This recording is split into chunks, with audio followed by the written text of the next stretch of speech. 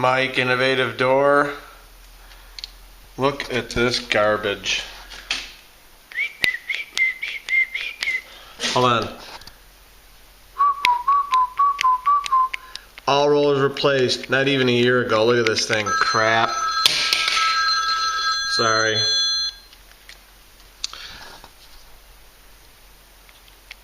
Crap. Put in some nice premiums here, 13 ball.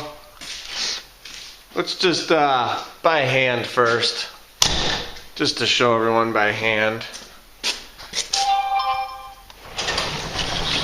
Effortlessly. Goes up, I put some oil in the track, put some oil on the ends of the wheel to keep the roller floating. And since I was already here, we adjusted the springs a little bit, and then I moved this drum over a little bit on the right so the cable wouldn't go crinkle.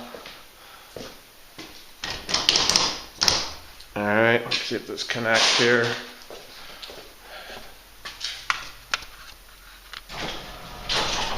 Nope, missed it. Hold on. Old Faithful 1270 there. LiftMaster.